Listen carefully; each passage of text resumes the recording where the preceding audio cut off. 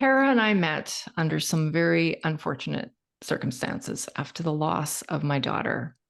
And I'll never forget how gracious and kind she was. Today, I'm honored that she would agree to come onto the Rising Strong podcast and have a conversation with me. Welcome to the show, Tara. Thank you so much for having me. So, you had a successful business and storefront, and you decided to go back to school. You I became did. a registered therapeutic counselor. So, why the switch and why that path? Well, there were a few different things that were happening, and that kind of led me to this decision. One, I moved 2 hours out of Regina. And so at that time, I was commuting back and forth, and it was a lot. COVID hit, and I thought if I was to make a change, now's the time to make the change. And that's kind of those were like the two big factors. But before any of that, what I was finding is that in the work that I was doing, I was working with, so many grieving people, and I was creating memorial pieces for families who lost loved ones. And what I found was I understood because I had a piece of my own from people who had passed, and I understood the importance of having that tangible piece of someone. And I also found that there was a time and a place where people could come and pick up their pieces, and I would hear so much of their story. And so I thought in my mind, I want to be able to give something or give people me a piece of me rather than just a piece of something, and so I thought I could do that strategically where we could still be able to offer these pieces to families, but maybe I can also offer some support in the grief world. And so that was something that it came kind of organically to me. And I always thought, growing up, through especially through my teen years, I always wanted to be a counselor.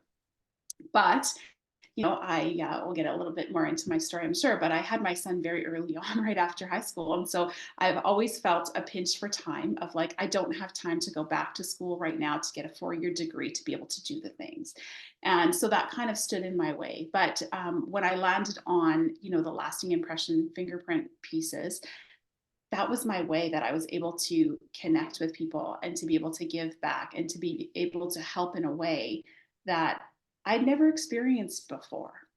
And so that was another piece of why, I went down that. The other piece of it was during those years, the latter years while I had solitude and soul, we struggled as a family.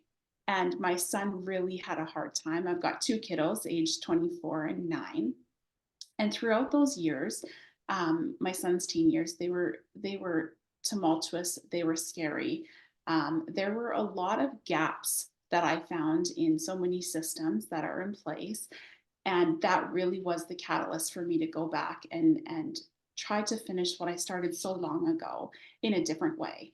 And so I feel like I've always had a really deep passion for teenagers. Teen years are hard. They were hard for me, and navigating them was really, really tricky. But navigating them with my son was a whole nother ball park that I never anticipated. I never ever thought. And so there was this piece of me that so many people have said, what is it that you want to do, or why this thing? And I'm like, I just want to fill cracks. I want to fill cracks that I fell through. I want to fill cracks that my son fell through. And I want to be able to provide supports in places where it wasn't, for so many people. And so really that was the biggest push, that led me into this new kind of career path. I love it. And we've known each other for a few years. And Mhm. as you're telling your story, I'm thinking to myself, well, of course. Well, of course, this is where she would go. Because when you said that you gave a piece of yourself or a piece of something, even to someone like myself as a customer who Mhm. bought actually this necklace I'm wearing right now, Mhm. you still gave me a piece of yourself as well, even though I had Mhm. this tangible necklace. The few minutes that you were able to spend with me and just your presence is such a gift. So you transitioning into this new career move, I'm thinking to myself, well, of course, this is perfect. Yeah. Let's talk about some of the cracks that you encountered either Mhm. yourself as a teen or with your son as a teen, and why you felt so Mhm. compelled to move towards a place where you could fill those cracks. Yeah. So as we navigated some tricky times, I'm very quite open with my story, as is my son. So I do want to preface this by saying that he has blessed me, to be able to say, you know what, Mom, you speak to whatever it is you need to speak to if it's going to help somebody else. My son has received a dual diagnosis of bipolar type 2 and ADHD.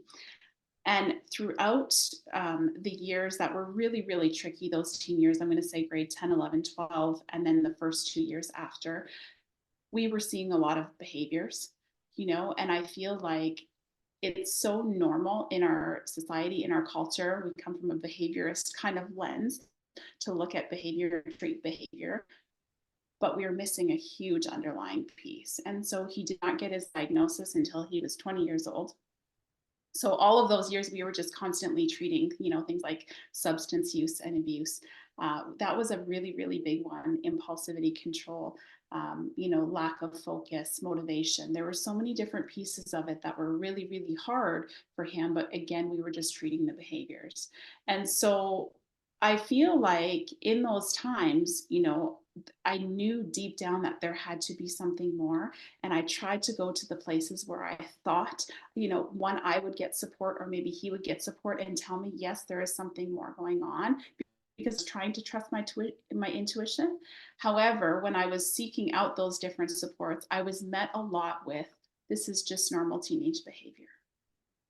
And so, I think as a parent, all we have to kind of parent through is our own experience, and we parent from that lens.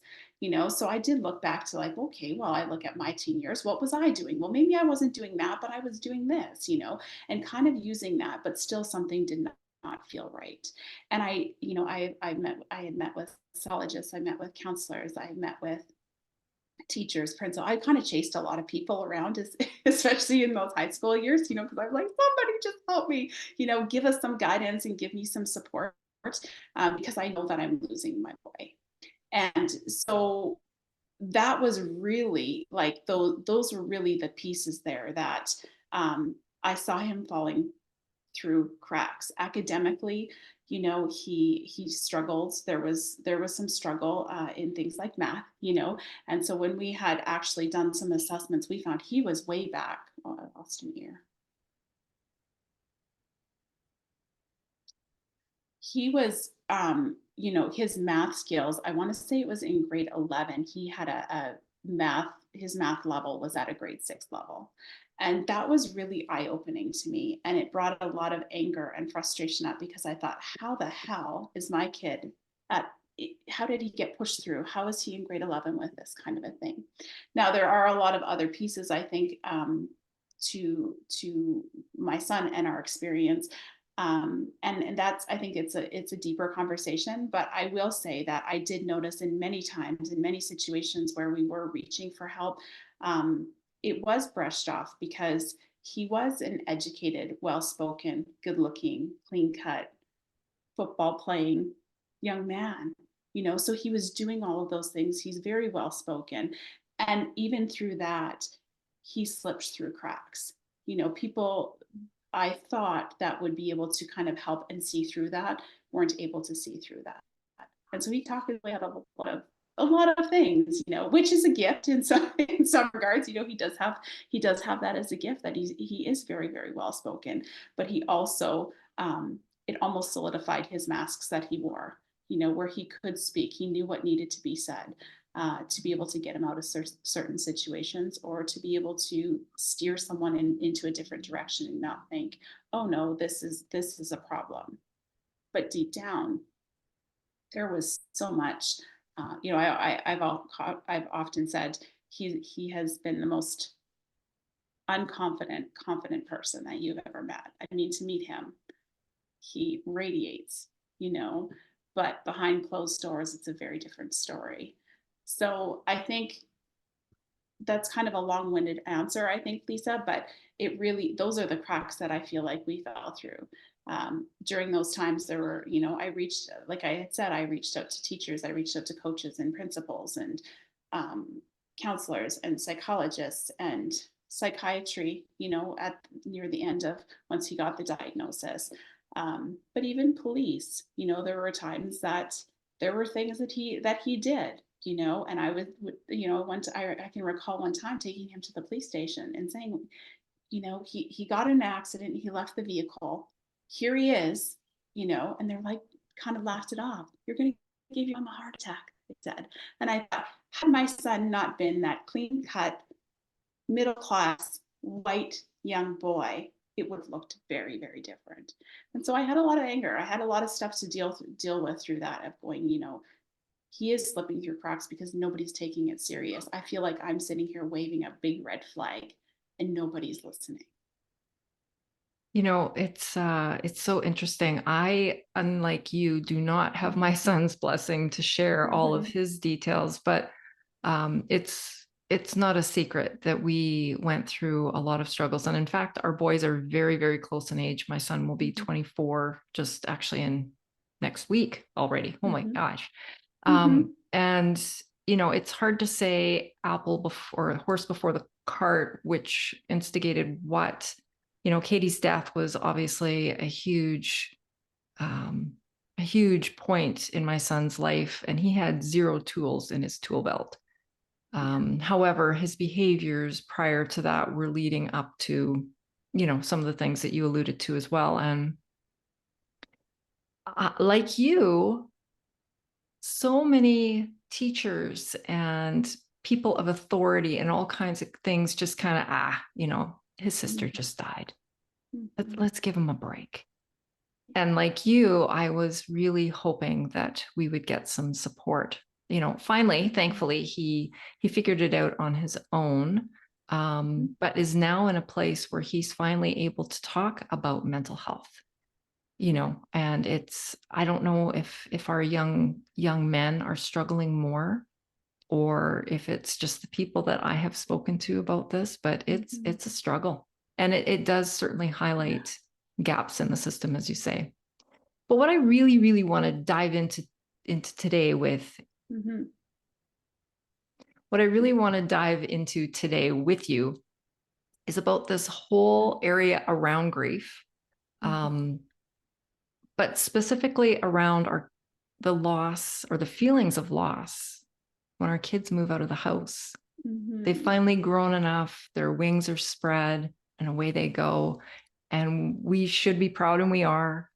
But man, Mm-hmm. there's a sense of loss. Can you share a little bit about your experience, not only as your son moved out and moved away from home, but as a counselor?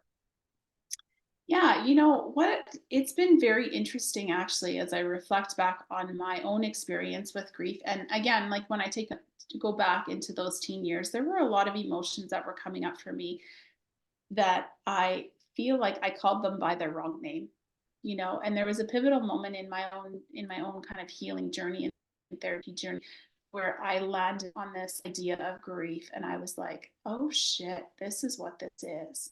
This ambiguous grief. And I never thought I was um, almost allowed to describe it in that way because I had never physically lost anyone. Nobody died, but there were so many things that died, of my thoughts of like what life would look like, thoughts of what a graduation might look like, thoughts of, raising the time lost from my daughter who had just, was just a baby when we were going through all of these different years.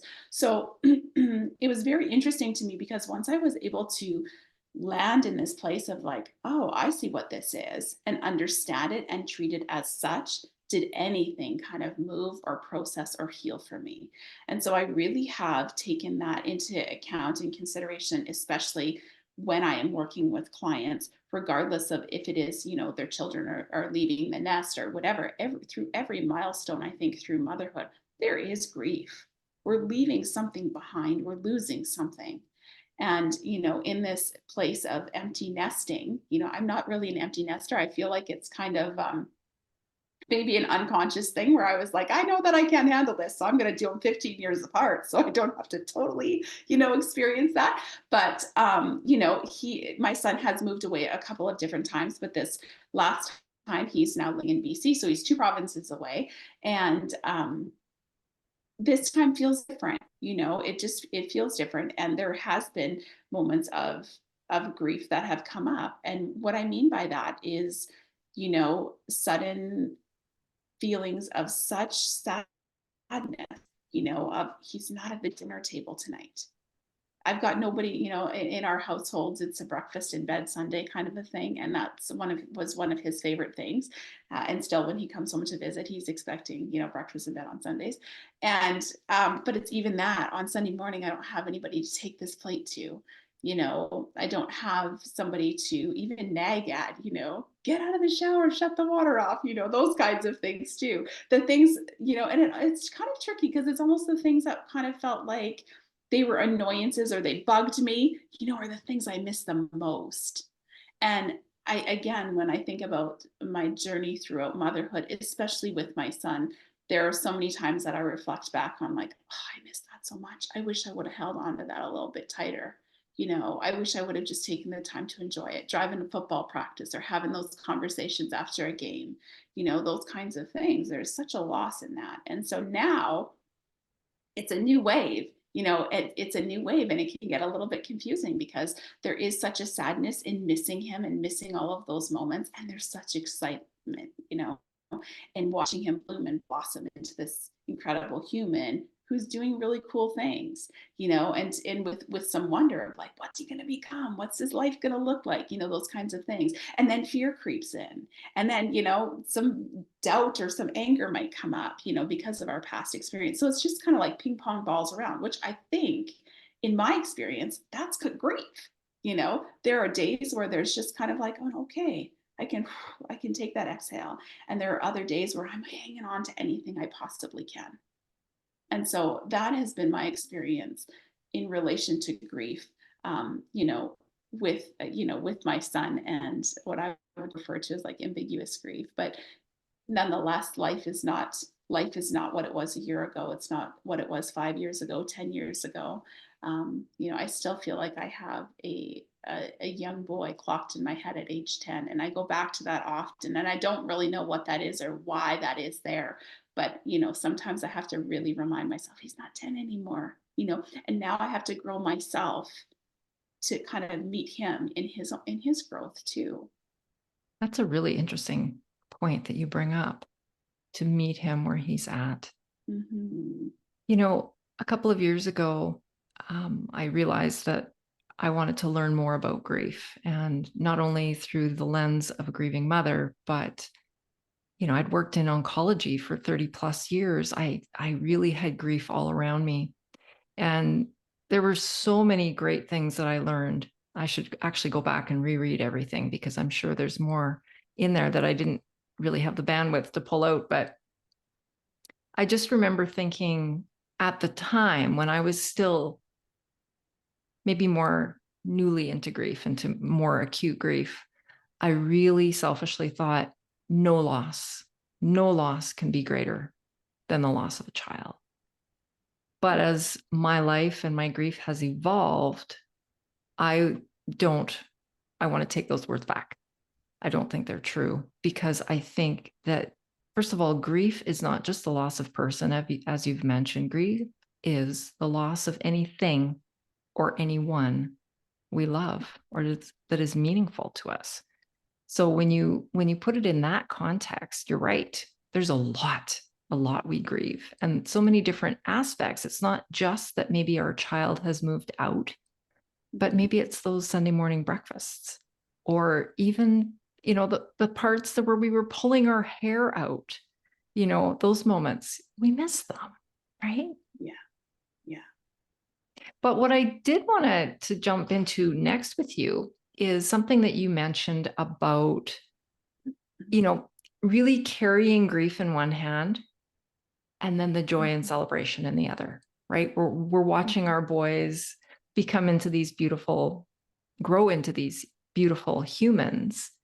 How Mhm. can we balance that? There's so many balancing acts, I feel, as an empty nesting parent, or even a parent, maybe their child is still living at home, but they're an adult now, right? We've got to Yeah. balance maybe the guidance part and the letting them spread their wings. Maybe we're balancing celebrating these, the great wins, but, you know, also supporting them on the stumbles. Can you speak to that balance a little bit? Yeah. It's for me, it's been such a kind of a wild ride because I do feel like because of our experience and the amount of fear and I would say trauma, from the teen years with my son, there is, Brene Brown refers to it as foreboding joy. And I do experience that a lot where when, I can hold this excitement and I can hold this joy, around what he's doing and what he's creating and the beautiful life that he's, in and living. And then there's a piece sometimes of joy that comes in or a fear that comes in, that's like, better watch out. Next week's a new week. What are his cycles looking like? This could go sideways. Don't get too happy. Don't get too excited because that might not happen. Those kinds of things that kind of rob that. So for me, when I think about balance, I don't know that there is um, I don't balance much. I do hold two things though at the same time. There are parts of me that I can acknowledge, and I think that's for me been the biggest piece, as well as walking with other just individuals. In my practice, allow recognizing first of all what is there emotionally. Energetically, what is there, what is being held, allowing it to be there, understanding, and then making a choice, being able to make a choice of do I want to challenge this fear? Do I want to what do I want to do with this? Am I going to sit in this or am I going to come over here? I can be scared and I can still be full of joy. And understanding that that's okay. Whereas I feel like we live so much of life on a binary. It's either this or it's that, all or nothing kind of thinking, where two things can be true. Yeah.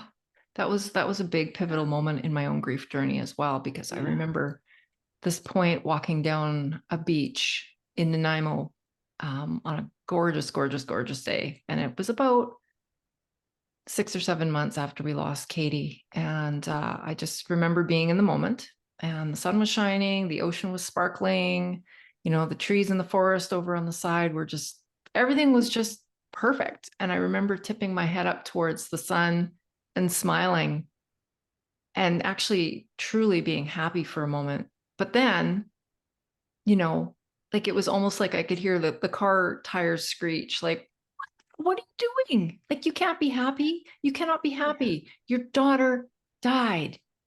What is wrong with you? Yeah. But then as I walked down the beach, kind of questioning myself, well, did you forget about Katie because you smiled? No. Mm-hmm. Are you done grieving because you smiled? Heck no. And that was like a real big revelation in my grief, was that I realized that I could experience these different feelings at the same time and Yeah. not feel guilty about them. That was the other Yes. piece of the puzzle for me, was guilt. Yeah, absolutely. Absolutely.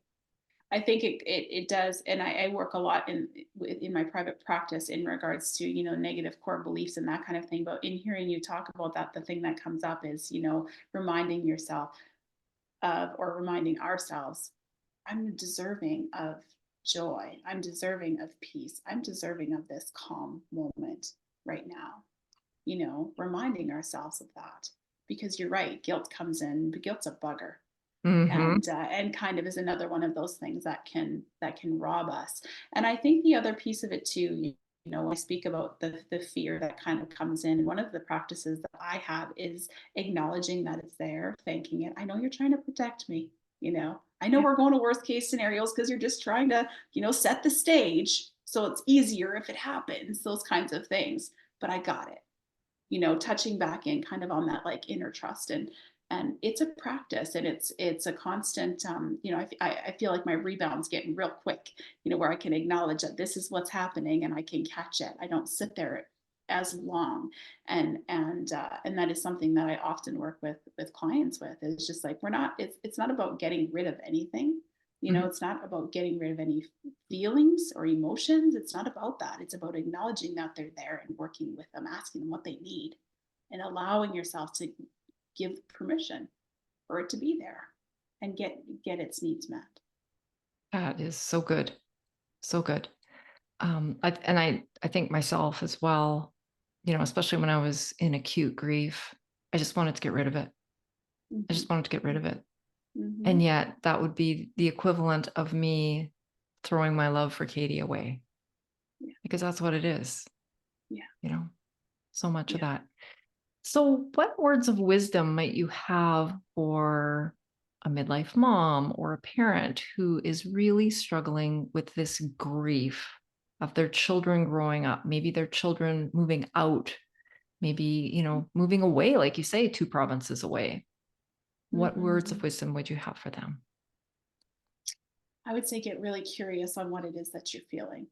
One, allowing grief, kind of sitting down with this idea of grief, acknowledging that perhaps it is there, calling it what it is. And again, making, sometimes it's helpful for many people to make like a list, get something out on paper that's tangible. Make a list of all the things you miss. For a lot of people, that there's resistance to that because, well, I don't want to do that. That's gonna make me sad. Well, sometimes grief is sad, and sometimes there are pieces that need to be spoken or need to be expressed in a way. Make the list. I miss the Sunday breakfast. I miss nagging at you to get out of the shower. I miss doing, having the piles of laundry, extra piles of laundry.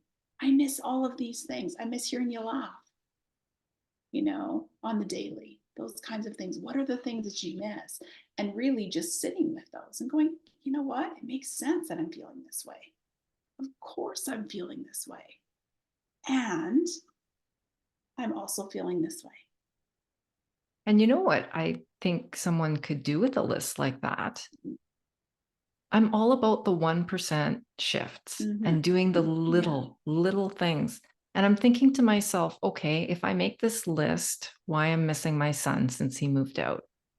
And like Mm-hmm. you say, the way he makes me laugh or whatever, maybe those I can then ask myself, well, what can I do to bring that back into my Mm-hmm. life? You Yeah. may not get breakfast in bed all that often with your Yeah. son, Yeah. but maybe there's something else that you can look at. Well, I love his laugh. Well, maybe make a lunch date. Mm-hmm. Go out Mm-hmm. for lunch, do something fun together. Yeah. Or Yeah. you could even write those things in a letter to your child. Mm-hmm. These are the Mm-hmm. things that I love and adore and miss about you living at home.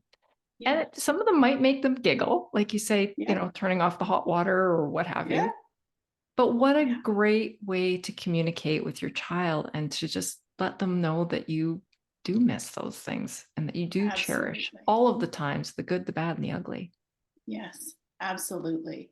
And I think the other part too about doing something that's tangible, like a list, is that once you make the list, there's almost a reminiscence that happens while you're making that list, and notice how you feel. Often there is a feeling of lightness because we have done a bit of a swing. I mean, you can't reflect on something, silly that you did or the last belly laugh that you have and be sad in that, because what happens is you're writing down your sadness, but then there's a little bit of I think of it as like a pendulum.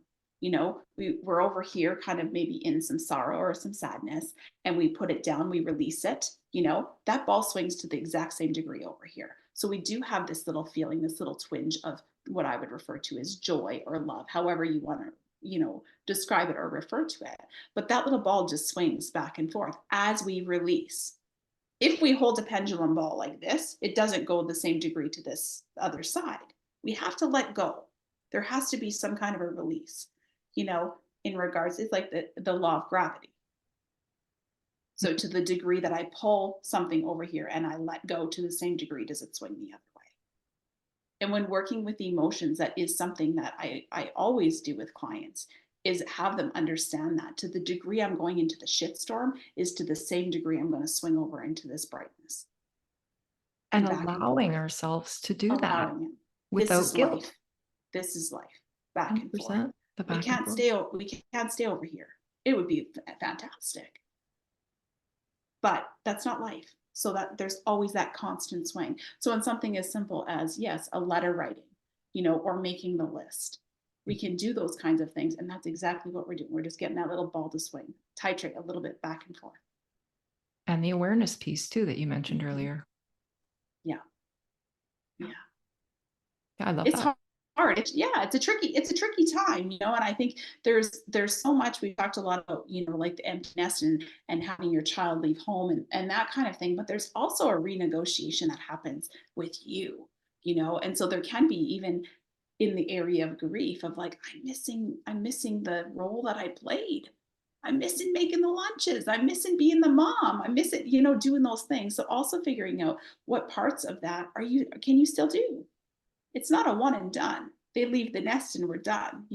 There's a reel that's floating around, that I've seen from probably about the last year, that's like, remember, you only have 18 summers. And I'm like, BS. It's not, you don't have 18 summers. You have, as long as you have a lifetime.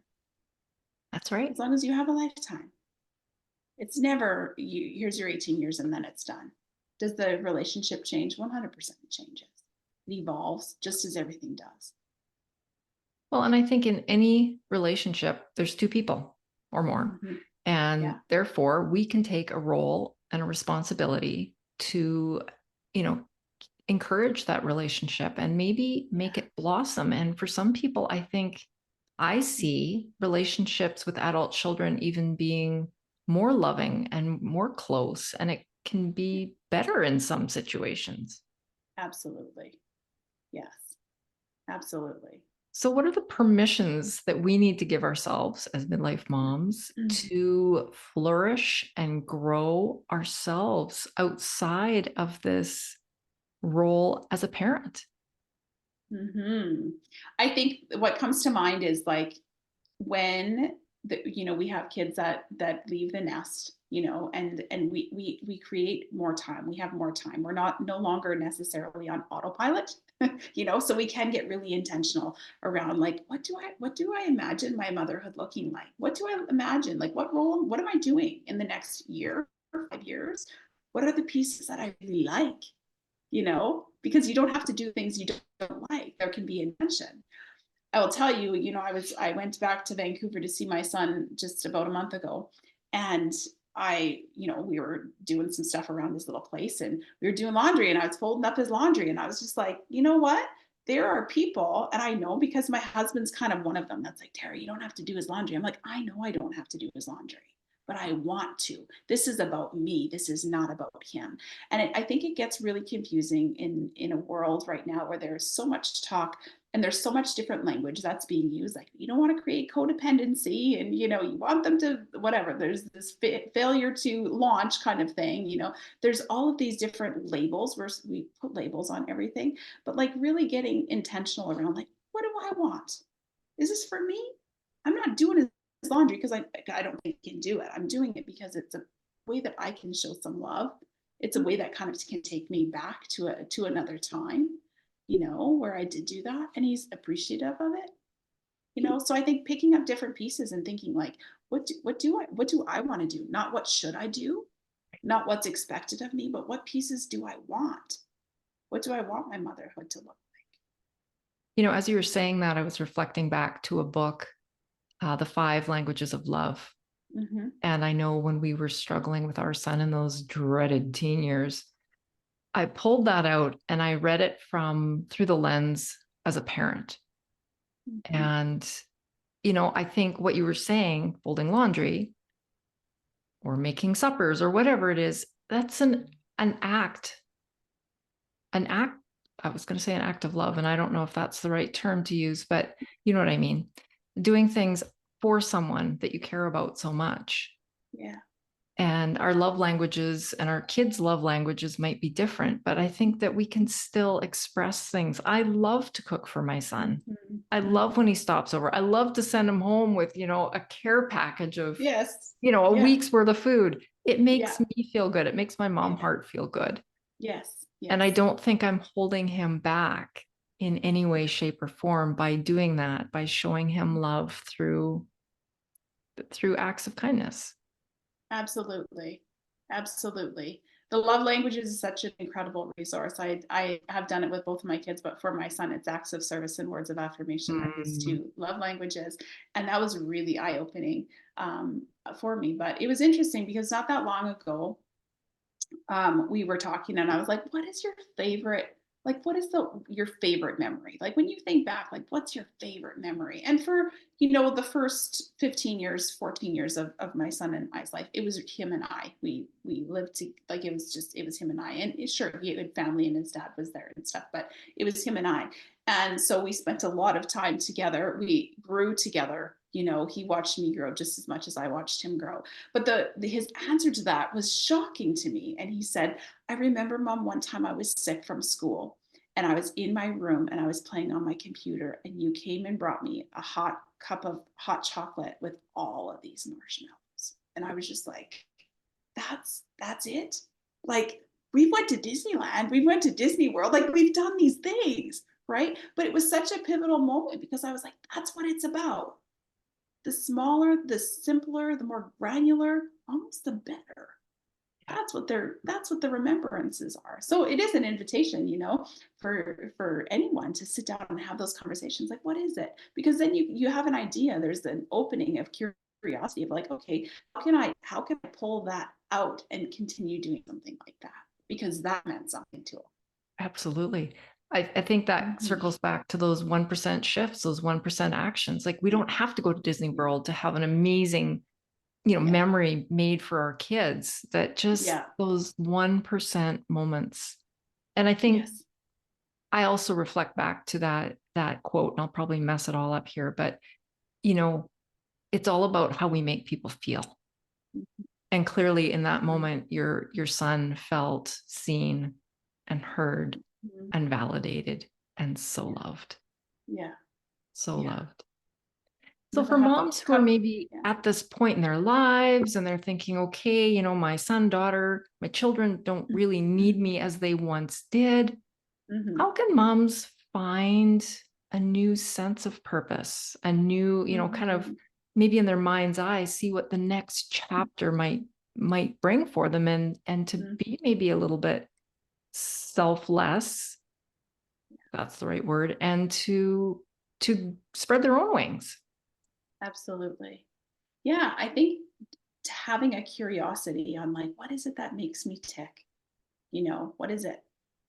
Is it caring for people? There are a lot of moms that's been parents, not just moms, but parents that just like totally are it. That's their life, is their family and their kids. That doesn't change, it doesn't have to change. But in that, questions to ask yourself of like, okay, this is what I've done, but what has that given me?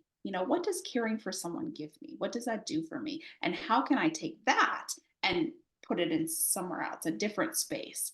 Is there somewhere else that my care would be wanted?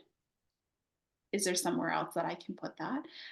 The other piece of it too is like thinking back to before you had kids, because life gets wild and crazy and busy when we have children. But going back child, even in your own childhood, what did you do? What did you like to do? Maybe you loved animals. Okay, perfect. You've got time now. You go and find some animals. If you were into art and you loved art, fantastic opportunity, to be able to immerse yourself into something creative, perhaps, finding those little things, joining a sport or a club or a team or whatever. Those things are. Permission's a tricky one is for a lot of people, especially women. We know what we want. Often we know what we need, but we don't give ourselves permission to actually have the thing. So that sometimes can be a real struggle. But yeah, allowing your mind to go back and go, you know what? What do I want? How do I want to live out this next 30, 40, 50 years? What do I want it to look like? And I think you're Yeah. right. It's opening up the door of possibility. You don't have to commit to any one thing. You don't have to No. do anything radical or anything, Yeah. but just give yourself permission to be curious Yes. and check things Yes. out. Absolutely. Try things on, and again, I think the simpler that you can get your little tries the better. It might even be, you know what, I would really like to, I don't know, make homemade tea. I'd like to dry out some flowers. I'd like to make tea. Fantastic. Do that. Something really, really small. It doesn't have to be these great, big, huge life shifts and changes. Start out something really, really small and then notice how you feel after you do the thing. Notice where your mind goes. Notice what happens, and then you grow on that. Oh, I really like that. Maybe I'm going to try this, you know? Yeah. I think it all begins with the realization that we are important too. I did a Mm-hmm. podcast episode on that actually just came out the week that we're recording. Mm-hmm. And it took me a long time, like I will say into my 40s, if not into my 50s, when I could say it with confidence that I'm important too. Because normally I was number 57 on the list of important things, Yes. right? Yes. And that took me Absolutely. that long. And I think when we can realize, yeah, I'm important too, and I deserve an hour a week Mm-hmm. or whatever it is, Yeah. whatever it Yeah. is. Yes. For sure.